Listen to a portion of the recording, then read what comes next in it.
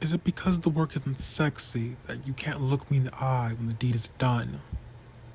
Is it because you derive your pleasures from one so cheap that you prefer the lights off, that you demand my congratulations, for me to tell you this is good, and for you to tell me this is great? Only if I did not bite, scream, and scratch and press too hard, it could be greater. But you are no pimp, you will allow me my transgressions. If I must bite, be the tongue when mine begs question every position, how blue and contorted my being. Never doubt the design. If I must scream, do it into the pillow, lest I disturb the rhythm of the machine. Never step out of line. If I must scratch, be only the wooden frame, lest I sow blood in these white sheets, and I must never lower the price. Though as long as I comply, then I am the greatest. Until I need more than 2 minutes, until I try and reach it.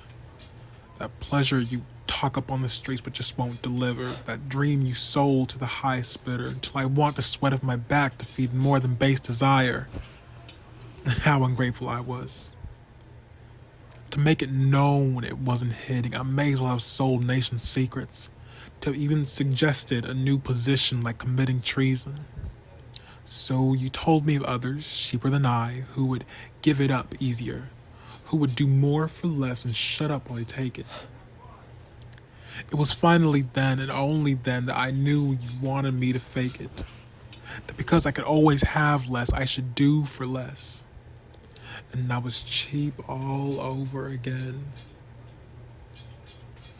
To be the greatest and cheap at the same time, how do I manage? So I point out the contradiction. My face met the sheets. I had overstretched my hand. As I waited, my ears, you gasped tales of stock markets and all-time highs, record profits, suits and ties. But I waited. White-collar murders so legally flawless, done in by the inky bullets of a pen in a cold boardroom office. But I waited. Corporate donations, deregulation, public appointments, private obligations. I waited, and I waited. But I wasn't in any of them. From the devastation, you'd think I'd cry, and I did. Because there was bleach stinging in my eyes. But under all my sweat and all that bleach and its revising effects, I smelled iron in those cotton sheets. Of metal and men. Before me, someone else had been in this bed. That it was done, but there was no warmth, and how could there be? Next to me, there lay the cheapest of them all.